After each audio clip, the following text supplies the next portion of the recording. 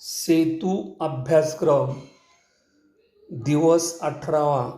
संदर्भ इयत्ता 5वी. विषय परिसर भाग 2. घटक मानवाची वाटचाल. आज आपण मानवाची वाटचाल हा भाग पाहणार आहोत. अगोदरच्या पाठात तुम्ही प्राण्याच्या उत्क्रांतीचे टप्पे पाहिले. या पाठात मानवाच्या उत्क्रांतीचे टप्पे पाहू. कुशल मानव म्हणजे हाताचा कुशलतेने वापर करणारा मानव म्हणजे कुशल मानव. यांच्या अस्तित्वाचा पुरावा सर्वप्रथम आफ्रिका खंडातील टांझानिया, केनिया या देशाच्या परिसरात मिळाला. लुई लिकी या शास्त्रज्ञाने कुशल मानवाला होमो हॅबिलिलिस हे नाव दिले. लॅटिन भाषेत होमो शब्दाचा अर्थ मानव आहे, तर हॅबिलिस याचा अर्थ हाताचा कुशलतेने वापर करणारा. कुशल मानव 2 पायावर उभे राहून चालू शकत होता, परंतु त्याच्या पाठीचा कणा पूर्ण ताठ नव्हता. या मानवाचा मेंदू एप वानरापेक्षा मोठा असला तरी चेहरा व हात पायाची वैशिष्ट्ये बऱ्याच प्रमाणात सारखी होती. कुशल मानवाने निर्माण केलेल्या दगडी हत्याराचा उपयोग मांस खरवडणे, हाडाच्या आतील मगज मिळवण्यासाठी, हाडे फोडणे यासाठी होत. कुशल मानव छोट्या प्राण्याची शिकार करत असावा, तसेच खाण्यासाठी पक्ष्याची अंडी, फळे, कंद, मुळे इत्यादी गोळा करत असावा. ताठ कण्याचा मानव ताठ इरेक्टस म्हणजे ताठ उभा राहणारा, म्हणून त्याला होमो इरेक्टस नाव देण्यात आले. हा मानव समूहाने राहत होता. कुशल मानवाच्या तुलनेत याचा मानवाचा मेंदू हा अधिक विकसित होता.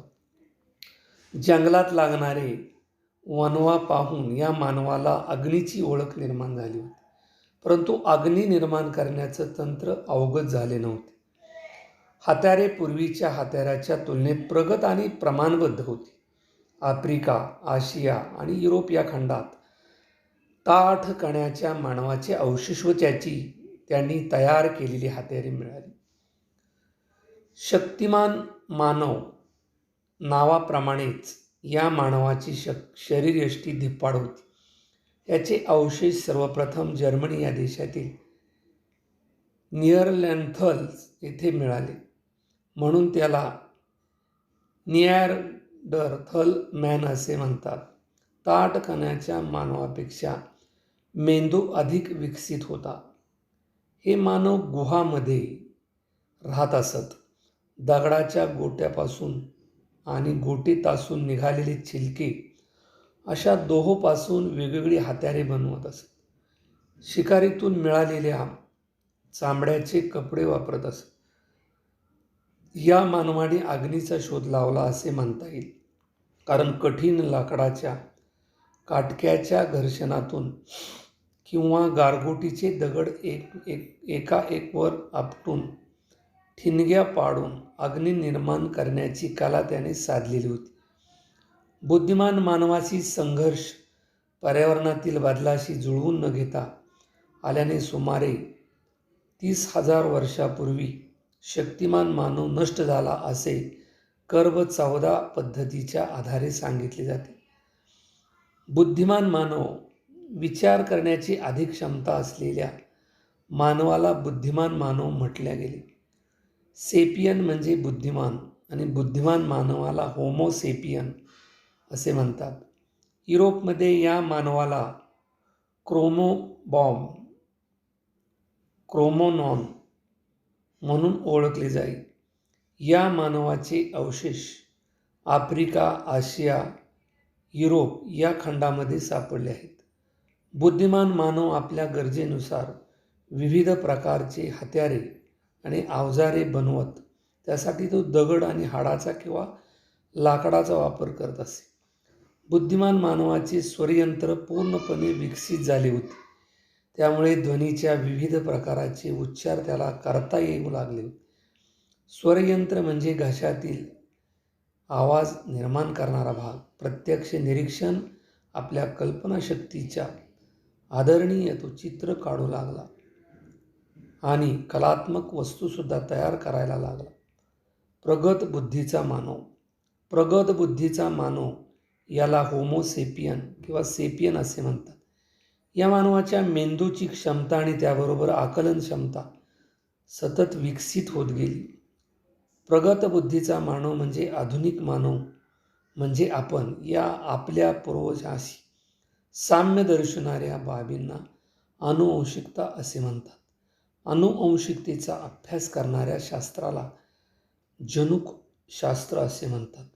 यांच्या आधारे आधुनिक मानवामध्ये शक्तिमान मानवाचा काही अंशी असल्याचे आढळले. मग शक्तिमान मानव आणि बुद्धिमान मानव हे दोघेही आधुनिक मानवाचे पूर्वज होते असे म्हणता येईल. इसवी सन पूर्व सुमारे 11,000 ते इसवी सन पूर्व 10,000च्या सुमारास आधुनिक मानवाने पशुपालन आणि शेतीचे तंत्र विकसित केले.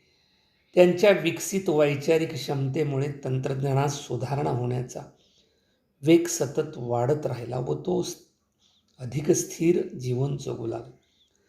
प्रत्येकच प्राणी अन्न मिळवण्याची मूलभूत गरज पूर्ण करतो, परंतु आधुनिक मानव त्यावर समाधान मानत नाही.